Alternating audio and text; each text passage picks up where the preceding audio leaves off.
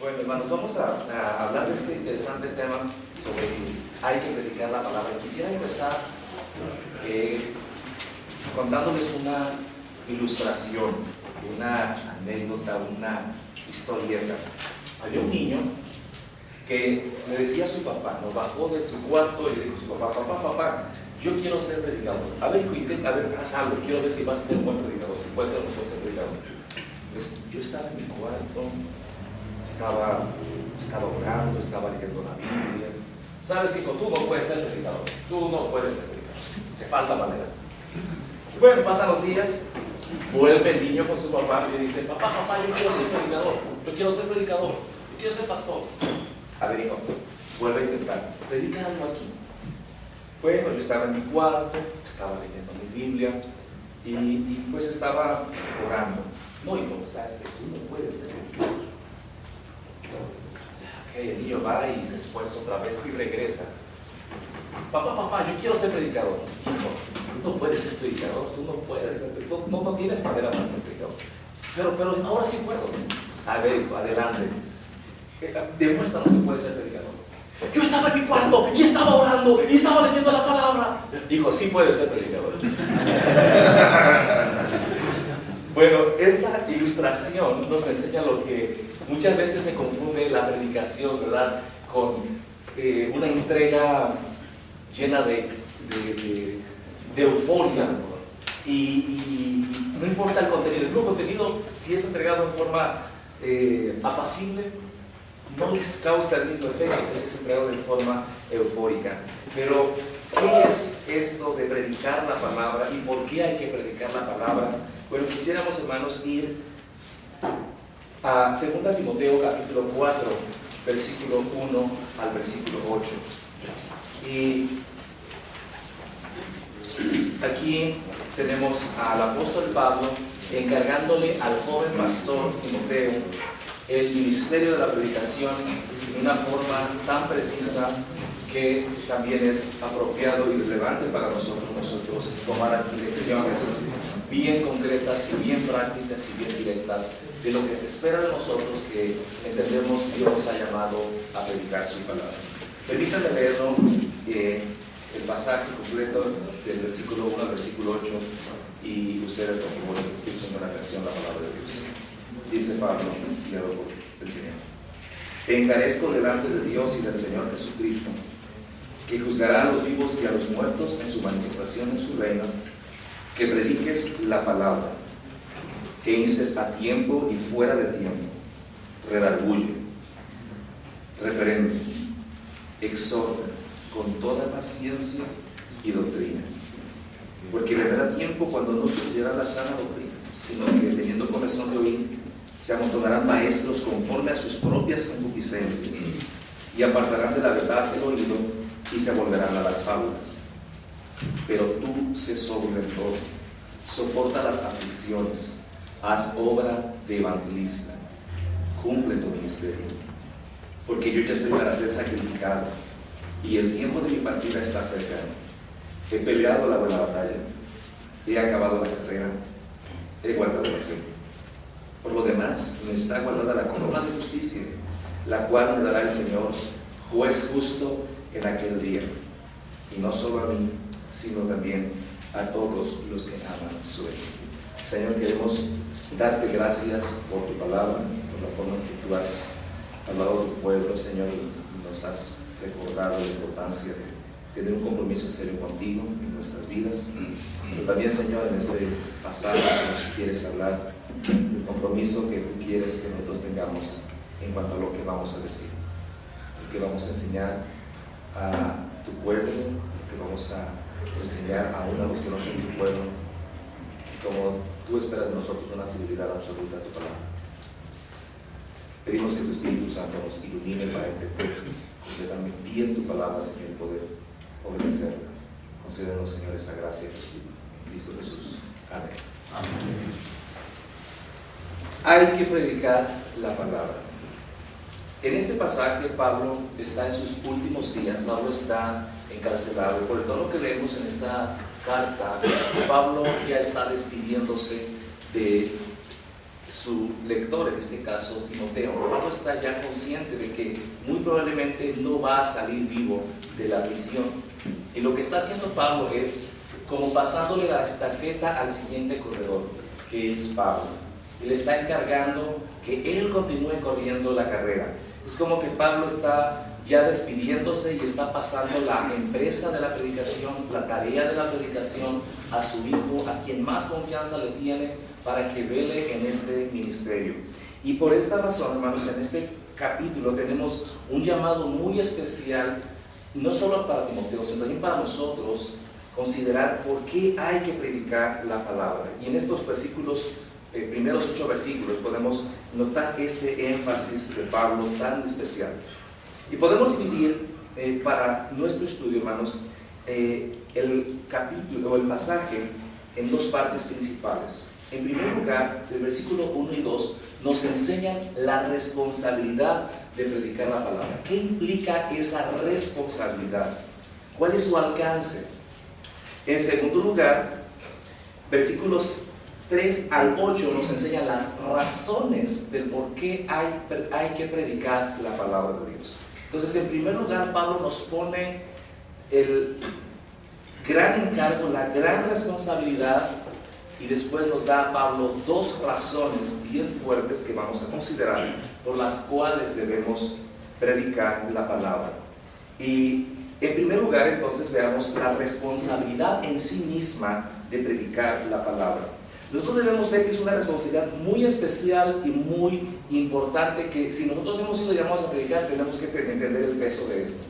Es una responsabilidad muy especial porque hay una solemnidad en el testigo que está delante de este encargo. Versículo 1 dice: te encarezco delante de Dios y del Señor Jesucristo. Pablo le está diciendo: te encarezco, te encargo. Ciertamente en el español nosotros no usamos tanto la palabra encarecer, pero el diccionario define recomendar con empeño, algo que tiene que dedicarse. Ahora, cuando dice el diccionario recomendar, no es como si quieres hacerlo o no quieres hacerlo. Bueno, últimamente pues en el gobierno ha habido algunos cambios, ¿no? Y la Secretaría de la Función Pública, y la Prodecon, y cuando un funcionario público no se conduce rectamente, al menos públicamente, o que se sepa, estas instituciones hacen recomendaciones, pero esa recomendación no es como para que se haga o no se haga, sino para que se haga. Pero no te dicen que se haga, pero te dicen que lo debes hacer. Es una recomendación. Si no la haces, viene una sanción, pero es una recomendación. De eso se trata esta palabra. Entonces, Pablo dice que le está encargando con empeño a Timoteo, delante de Dios y del Señor Jesucristo, lo que va a hacer. Otras traducciones vierten esto como: te requiero, te encargo.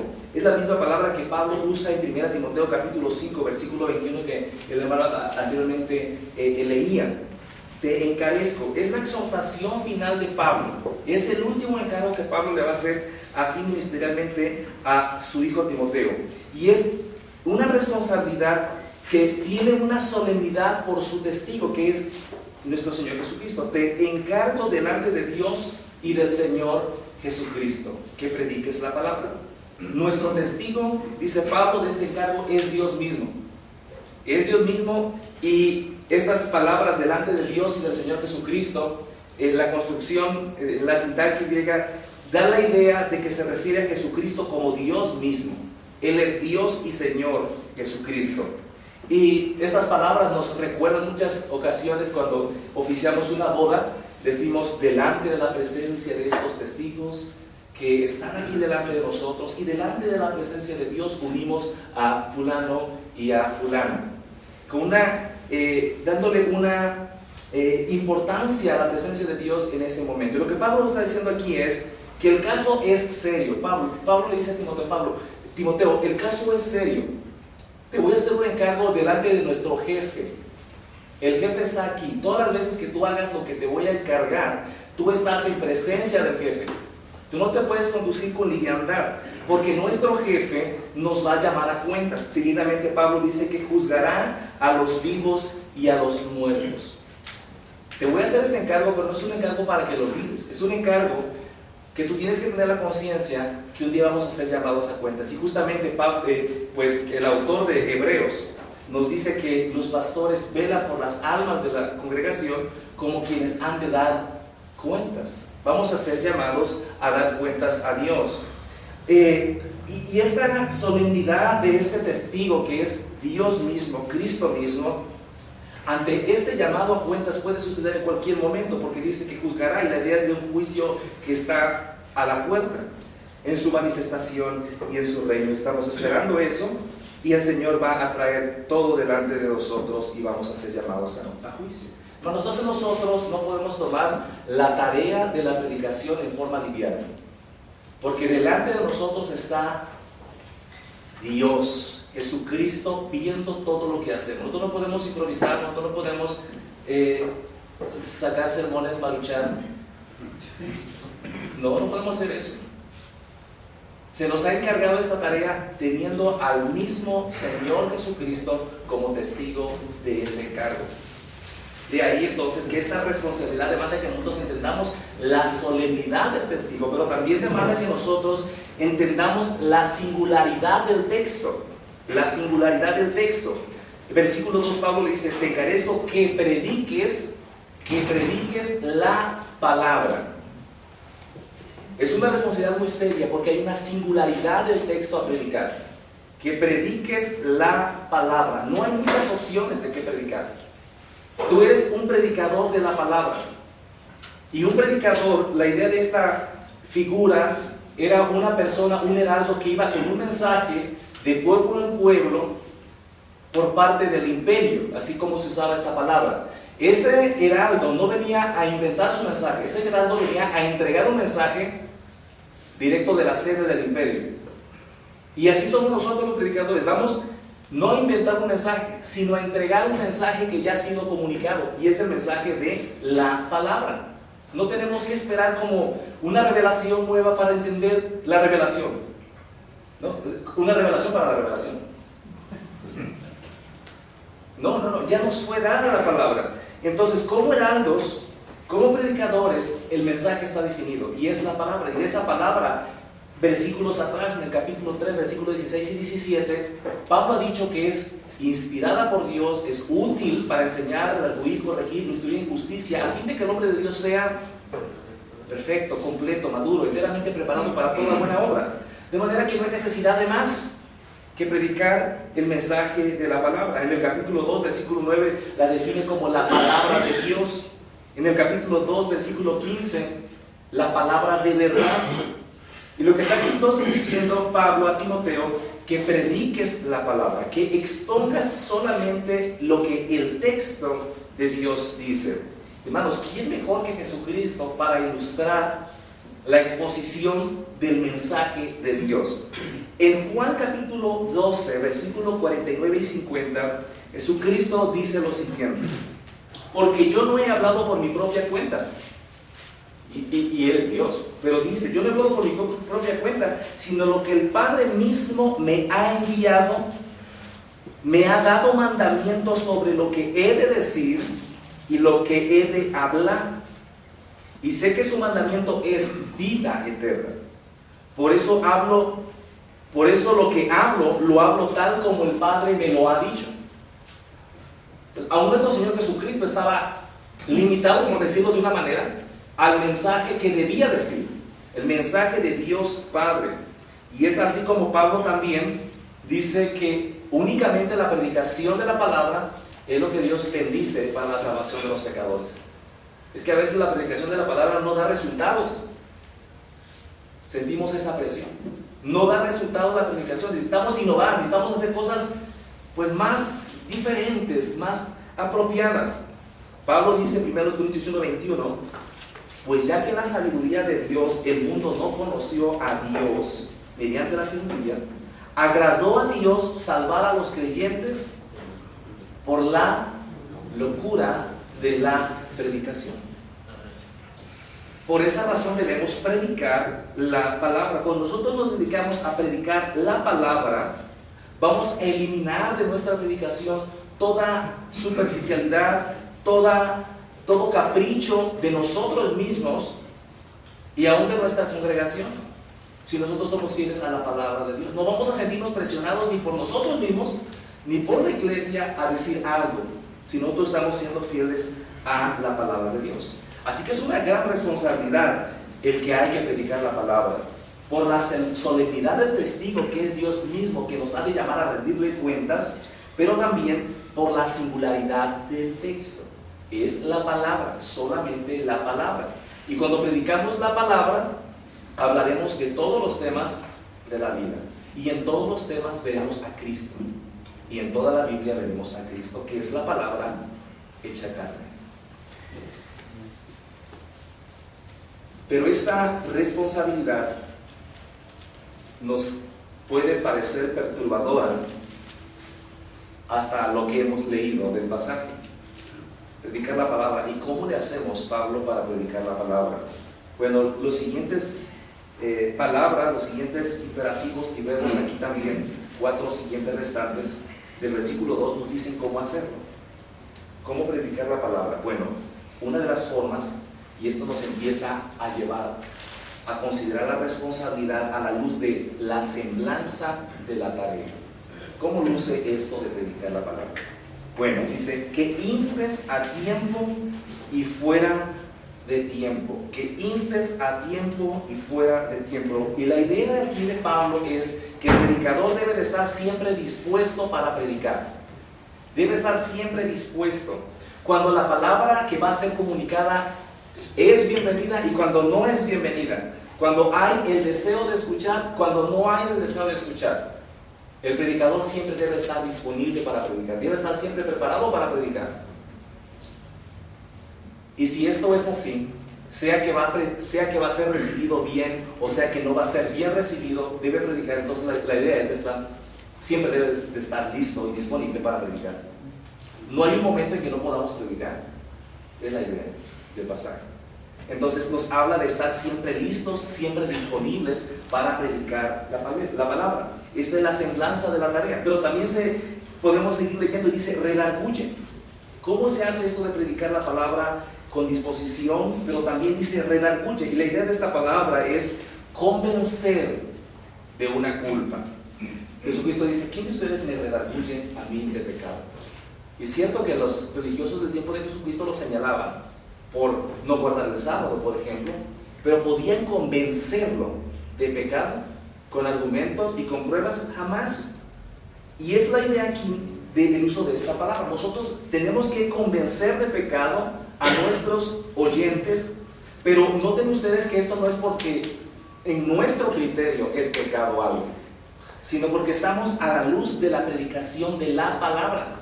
Cuando se predica la palabra, evidentemente, hermanos, tenemos que hablar de estos temas que no siempre le gustan a nuestra audiencia contemporánea, el pecado, pero tenemos que comunicarnos, convencer de culpa. Esta misma palabra se utiliza en 2 Timoteo capítulo 3, versículo 16, que dice que la escritura es útil, entre otras cosas, para redarguir. Así que tomado todo esto en contexto, 2 Timoteo capítulo 3, lo que nos está diciendo es, vas a predicar la palabra, y una de las cosas que vas a hacer con la palabra, con disposición, es convencer de pecado, pero con la palabra. Esa acusación, esa amonestación se deriva del entendimiento de la palabra, no de mi pasión, no de que no me gusta el hermano y por lo tanto, pues, si yo tengo el púlpito, pues yo desde aquí le dirijo un mensaje que el Señor me dio para X hermano. No, es derivado de la palabra que esa amonestación, que esa convicción de culpa se va a dar.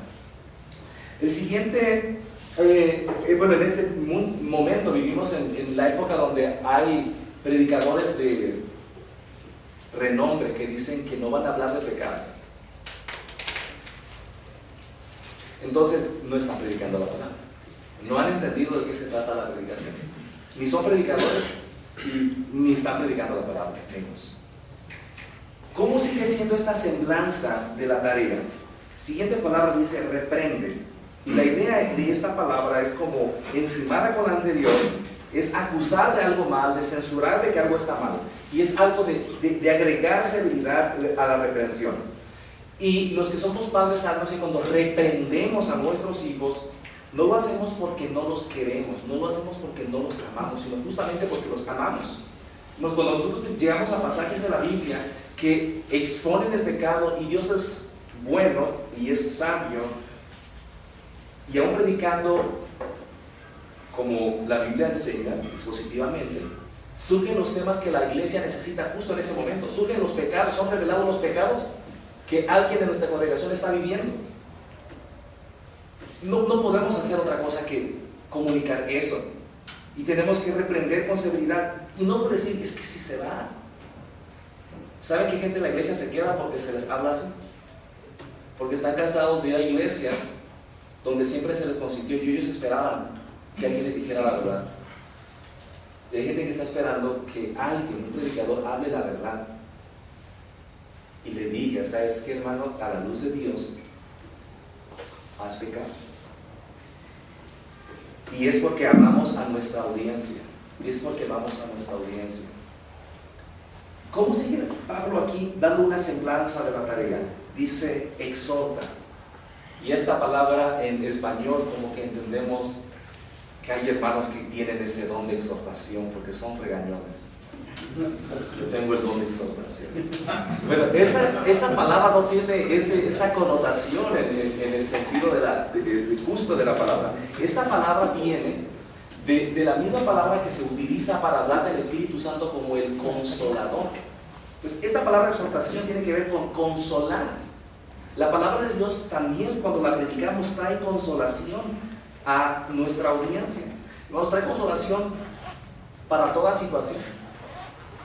Para toda situación, aún pensando nosotros en la situación más dolorosa de la vida, que paradójicamente es la muerte de un ser querido. La palabra de Dios trae consolación. Pablo da esta consolación a los hermanos en Tesalónica, 1 Tesalonicenses 4:13. Tampoco queremos, hermanos, que ignoréis acerca de los que duermen, para que no os entristezcáis como los otros que no tienen esperanza. Y termina el segmento en el capítulo 4, versículo 18. Por lo tanto, alentaos unos a otros con nuestro psicólogo de cabecera. Pablo dice, alentaos unos a otros con estas palabras. Porque la palabra de Dios, hermanos, ciertamente convence de pecado, es severa, pero también trae consolación. La Escritura dice que ella misma es como una espada que atraviesa, pero también la palabra se describe a sí misma como dulce más que la miel. Más que la miel. Entonces, cuando vemos la palabra exhortación aquí, no es el regaño, sino es ponernos al lado de un hermano en una situación de dolor y traerle palabra de Dios para consolación a él. Ahora, todo esto se hace con toda paciencia y doctrina. Termina el versículo 2 diciendo así, con toda paciencia y doctrina. Al predicar la palabra a tiempo y fuera de tiempo, al redarguir, al reprender, al consolar, debe hacerse con toda paciencia y doctrina. Y aquí estas dos palabras son interesantes porque nos dicen la forma y el fondo. La forma con paciencia, el fondo con doctrina. Con paciencia, hermanos, porque nosotros no vamos a producir el cambio. Nosotros quisiéramos que después de una predicación hubiese una transformación total en nuestra congregación. No, hermanos. Hay que tener paciencia, esa paciencia de la que Pablo habla en Romanos 2:4, que guía al pecador al arrepentimiento, esa paciencia que habla Pedro, 2 de Pedro 3:9, que es para arrepentimiento, esa paciencia, capítulo 3, versículo 15 de 2 de Pedro, que la paciencia de Dios para salvación. Si Dios es paciente, para los predicadores debemos ser pacientes con nuestra iglesia. Así la misma paciencia que Dios ha tenido con nosotros y que sigue teniendo con nosotros. Con toda paciencia y doctrina. Esa doctrina, esa solidez de enseñanza, que según Timoteo 3:16 dice que la Escritura es útil para enseñar. Nuestra iglesia tiene que tener doctrina. ¿Para qué? Dice Pablo en Efesios, para que no seamos niños fluctuantes, llevados por doquiera de todo viento de doctrina. Viene el viento de política, viene el viento de... Y muchos cristianos, ¿verdad?, andan en todo viento de doctrina. Y cuando hay doctrina, hay solidez. Entonces Pablo nos dice la forma y el fondo, con paciencia y con doctrina. Y vemos en esto a Pablo como haciendo una pareja inseparable, paciencia y doctrina. En otras palabras, Pablo nos dice, en Efesios 4, la verdad en amor. En el Antiguo Testamento, en Eclesiastés 12, dice que el predicador escogió palabras agradables, pero también dijo que esas palabras eran de verdad. De verdad, no sacrificó lo uno y lo otro. Nosotros tenemos que hablar la verdad, pero al mismo tiempo hablar la verdad con gracia. Nosotros hablamos la verdad en una forma carnal, guiados por nuestras pasiones y no por el amor de Dios y la paciencia que Dios quiere formar también en nosotros. Puede ser que tardemos en ver, aún más tardemos en ver el resultado de esa palabra. ¿Cómo luce esto, hermanos? De la paciencia y la doctrina, de la verdad en amor. En el Antiguo Testamento tenemos el caso de un hombre en autoridad llamado David, que es visitado por Natán. Y Natán sabe del pecado de David. Y Natán debe de denunciar el pecado, debe de convencer, debe de redarguir. Pero va y de una manera paciente utiliza una figura, de manera que esta figura la entiende David y él entiende el fondo, entiende la enseñanza y dice: ese hombre es culpable. ¿Entendió el mensaje? Lo que hace entonces a continuación Natán es decirle: tú eres ese hombre. ¿Qué hubiera pasado si Natán llega: David, tú eres un pecador, qué mal ejemplo le das al pueblo de Dios? Es verdad, es un pecador y daba mal ejemplo, pero Natán fue guiado a decir la verdad en amor. Nuestro Señor Jesucristo también en Marcos 10, 21, cuando se acerca el joven rico y le pregunta: ¿qué haré para heredar la vida eterna?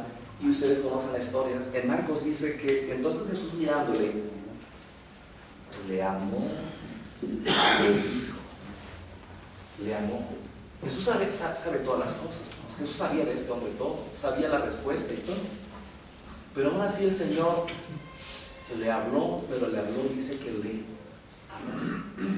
Mis hermanos, yo no sé ustedes, pero cuando Pablo describe así el ministerio, la responsabilidad tan solemne, tan singular y con esta semblanza de predicar la palabra, definitivamente es algo muy serio.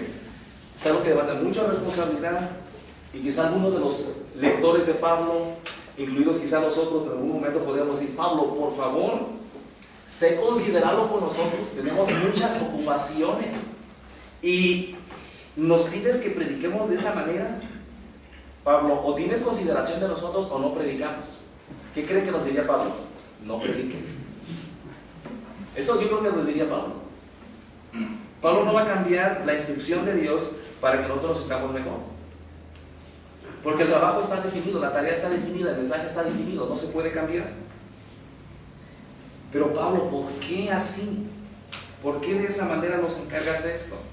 Y eso nos lleva a nuestro segundo encabezado principal, que son las razones de por qué hay que predicar la palabra. Y ante esta inmensa responsabilidad, ¿por qué, Pablo? ¿Por qué así? Dos cosas. Y Pablo dice en el versículo 3, ¿por qué? Y en el versículo 6, ¿por qué? Dos razones por las cuales nosotros debemos predicar la palabra de Dios. La primera razón, del versículo 3 al versículo 5, es negativa, es de un tono negativo, una situación negativa. La segunda razón es más positiva, versículo 6 al 8. Y la primera razón es la presencia de la apostasía.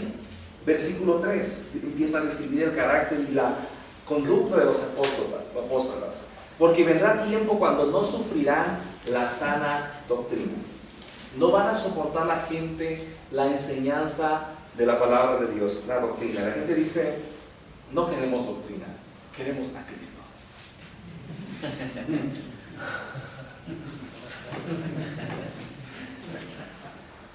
Todo lo que se diga de Cristo es doctrina. Por lo tanto, es una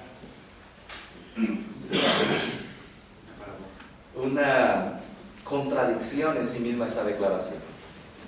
No sufrirán la sana doctrina, sino que teniendo comezón de oír, deseando que alguien acaricie sus oídos y les haga cosquillas y se escuche bonito y alguien les diga lo que quieren oír, Y eso le pasó al pueblo de Dios en el Antiguo Testamento. Lo vemos en Ezequiel capítulo 33. No lo vamos a leer, pero podemos leerlo en casa después. Pero las personas hoy siguen deseosas de escuchar cosas que satisfacen sus deseos personales. Cosas como: saca al campeón que hay en ti.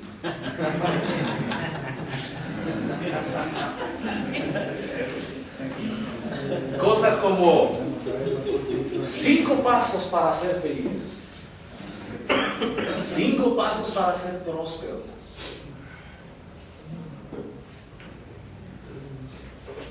Y eso es lo que la gente quiere escuchar hoy. Y la gente tiene comezón de oír. ¿Y qué es lo que pasa? La gente no quiere la doctrina de la palabra de Dios, quiere ver cosas agradables así. Se amontonarán maestros conforme a sus propias concupiscencias. No dice que haya maestros aislados, se amontonarán. Y ha habido una proliferación en los últimos tiempos de falsos maestros, y los vemos en la radio, en la televisión, en el internet, enseñando cualquier cosa menos la Biblia, y diciéndole a la gente lo que quieren oír según la concupiscencia de él. Así que ahí tenemos: mi padre dice, para todo roto, para un roto siempre hay un descosido. Uno que desea escuchar cosas agradables y otro que dice: pues aquí es el mercado, este es el mercado que hay que explotar, conforme a sus propias concupiscencias. Versículo 4: y apartarán de la verdad el oído. Apartarán de la verdad el oído. Esta verdad que se nos ha explicado que debe ser predicada, la palabra.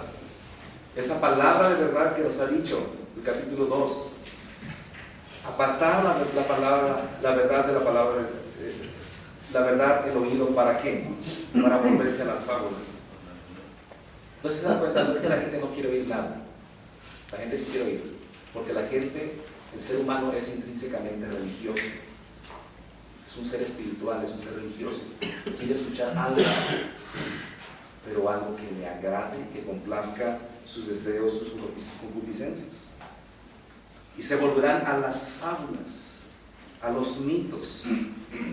Y la mente carnal prefiere el mito, no la verdad. Yo recuerdo haber escuchado de alguien que hablaba de un predicador que daba un testirollo de cómo Dios le hablaba a través de un ratoncito. No puede ser, de veras, no les miento, mami, eso es mejor.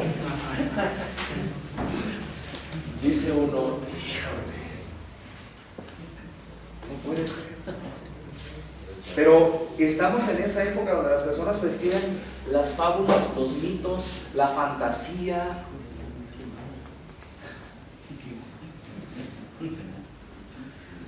Y ante esta presencia de apostasía, ¿qué debemos hacer nosotros?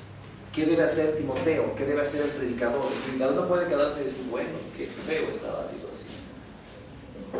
Señor, ven pronto. Ya nos importamos. Pablo no nos ve con una actitud pasiva. Versículo 5.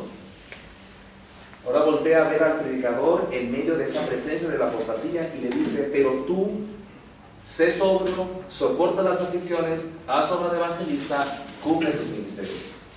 4 órdenes que le da Pablo al predicador. Pero tú, en contraste con ellos, tú tienes que hacer algo. Tú no puedes simplemente observar y quedarte pasmado por lo que está pasando. Tú tienes que hacer algo, tienes que ser sobrio, tienes que tener una actitud tranquila, una actitud donde tú tienes dominio de ti mismo. No porque está pasando eso tú vas a hacer lo que eres.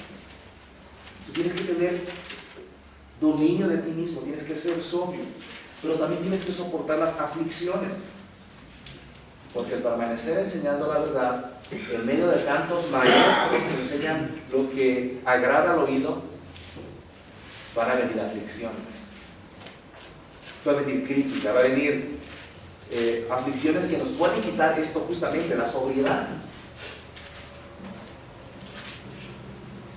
Y algo más dice que debemos hacer, hermanos. Dice: haz obra de evangelista. haz obra de evangelista. Si nosotros hiciéramos una encuesta entre los que estamos aquí, hermanos, honestamente, ¿cuántos de nosotros compartimos el Evangelio en forma cotidiana, en contextos ordinarios? No en un programa especial de la iglesia, sino en nuestra popularidad. No digamos nada. ¿Cuándo fue la última vez que compartimos a alguien? En esta semana. Bueno, la semana pasada. Nos daremos cuenta, hermanos, que nos falta esto. Y nosotros podemos escudarnos y decir, bueno, es que el Señor me llamó a ser predicador, no a ser evangelista. Pero Pablo dice, haz obra de evangelista, como diciendo, yo asumo que tú eres un predicador, tú eres un pastor. Y todas las cartas, la primera y la segunda carta, enfocan el trabajo pastoral como un trabajo de naturaleza primaria docente. Pero Pablo le dice, también tienes que hacer obra de evangelista. Tienes que llevar el evangelio a otros que están siendo llevados en medio de todo ese movimiento de apostasía. Cumple tu ministerio. La idea aquí de Pablo es, complétalo, no dejes nada a medias. Bueno, pues como todo mundo quiere escuchar lo que sea liviano, y como ya no hay buena predicación, pues ¿para qué esforzarnos tanto en estudiar la palabra de Dios? Pues mira, nada más es abrir la Biblia y empezar a hablar y hablar y hablar. Ya conoces la Biblia y lo que se te venga a la cabeza ve diciendo. Pablo no ve que eso hagamos, y se cúmplelo. No dejes nada a medias, no hagas un trabajo mediocre al predicar la palabra. Debes de esforzarte, porque otros están haciendo su esfuerzo en complacer a una audiencia y dándoles una doctrina incorrecta. Nosotros también tenemos que hacer nuestro esfuerzo, pero enseñando la verdad de Dios. Tenemos que esforzarnos. Entonces, una razón por la cual nosotros debemos predicar la palabra con esa responsabilidad que Pablo nos marcó en el versículo 1 y 2 es la presencia de la apostasía. Eso es una razón negativa, pero Pablo quiere estimularnos también con una razón positiva, y es lo que vemos en el versículo 6 al 8. Y la razón positiva es la partida del apóstol. La partida del apóstol. Y Pablo está consciente de que va a morir ya pronto, pero no lo ve como algo de pérdida, sino como una ganancia, como algo de triunfo. Por eso la muerte de Pablo no lo vemos como algo negativo, sino como algo positivo. El versículo 6 nos dice cómo Pablo evalúa su vida presente. Dice, porque yo ya estoy para ser sacrificado. Pablo ve que ya va a terminar sus días ahí. La idea de esta palabra es cuando se ofrecía el sacrificio del Antiguo Testamento, lo último que se hacía, el derramamiento de la libación, es la idea de esta palabra. Dice Pablo, mi vida la he vivido como un sacrificio agradable a Dios, Romanos capítulo 12, pero ya estoy para terminar este sacrificio aquí. Mi vida como un sacrificio a Dios. Y termina diciendo, y el tiempo de mi partida está cercano. Como el ser desatado en un barco para empezar a navegar. Pablo ve entonces que va a empezar su viaje para encontrarse con el Señor. Y hermanos, el tiempo de la partida de Pablo entonces era una razón más por la cual el apóstol le dejaba a Timoteo la tarea de predicar la palabra. Hermanos, y creo que particularmente nuestros hermanos que están estudiando en el seminario tienen un futuro increíble, mucha fuerza, mucha energía, muchos recursos, pero ahora con internet, muchos recursos para hacer un esfuerzo grande y continuar lo que otros nos han instruido a nosotros.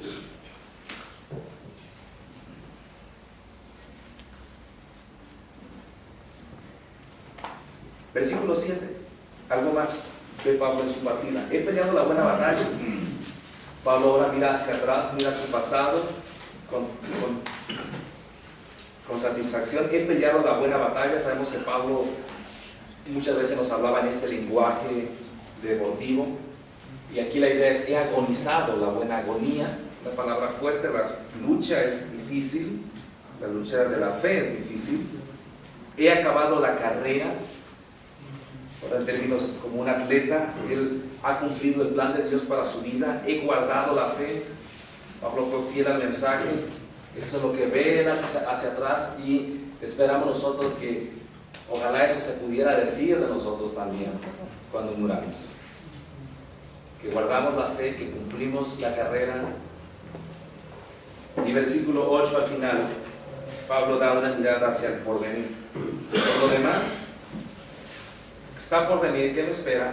Me está guardada la corona de justicia. Pablo ve ahora triunfo nada más. La corona de justicia que le está guardando. No es algo que él tiene que ganar, está guardada, el Señor la tiene. La corona de justicia, esa corona que el Señor dará por la vida vivida en la justicia que Cristo nos da, la cual me dará el Señor, juez justo. Hermanos, qué interesante que Pablo empezó diciendo: te encarezco delante de Dios y del Señor Jesucristo, que juzgará, que es la palabra. Y termino diciendo: he guardado la fe, he acabado la carrera, me espera la corona que me dará el Señor, juez justo.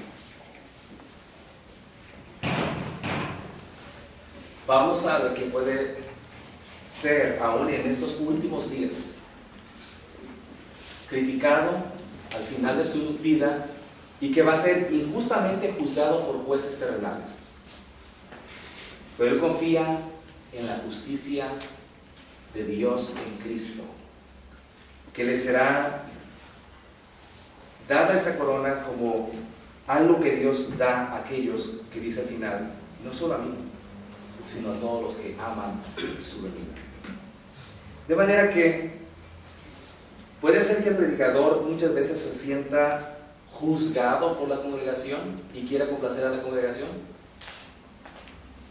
Puede ser que el predicador se sienta juzgado por el mundo y quiera complacer al mundo, pero Pablo nos dijo: procura con diligencia presentarte a Dios aprobado.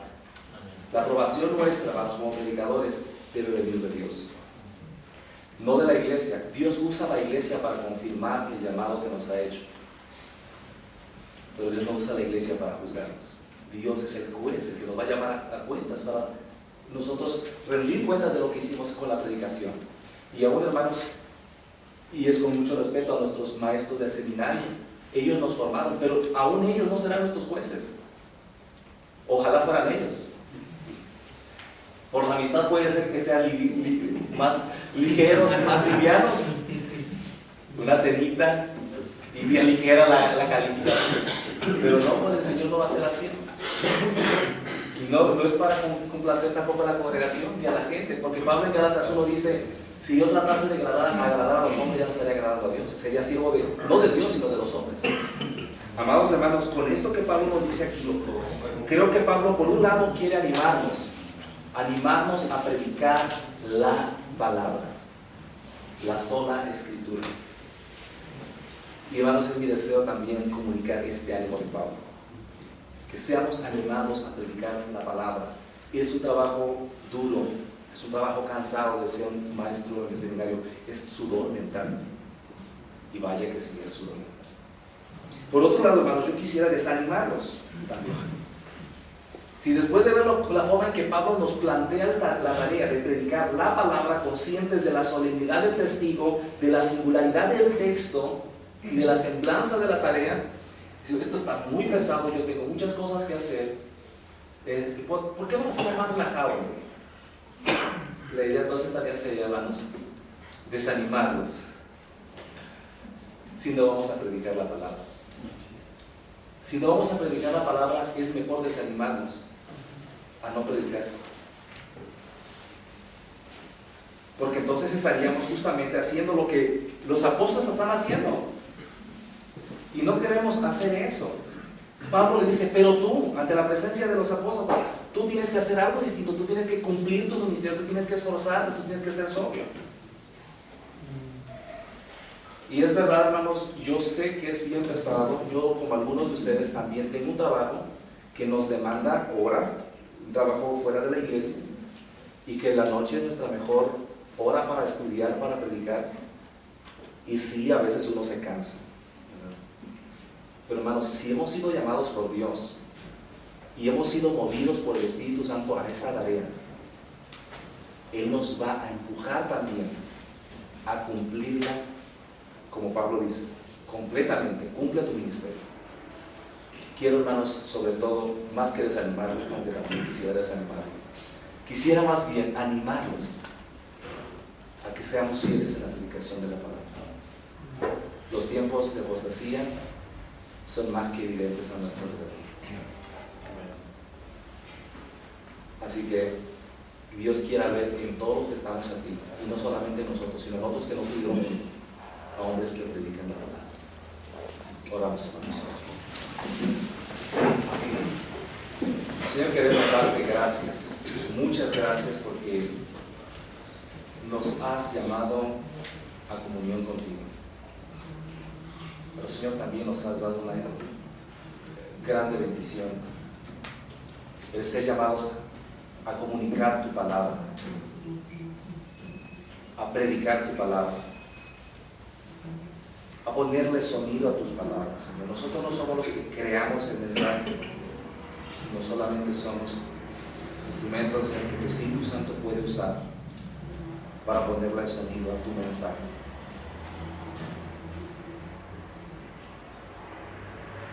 No queremos tomarlo con liviandad, con ligereza, sino con toda la seriedad, Señor, de que tú estás en todo momento delante de nosotros, viendo cómo nos conducimos, escuchando lo que hablamos.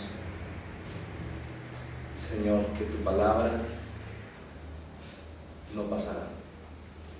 Vendrán modas, vendrán movimientos, pero tu palabra permanece fiel. Y es a ese texto precioso que debemos nosotros apegarnos.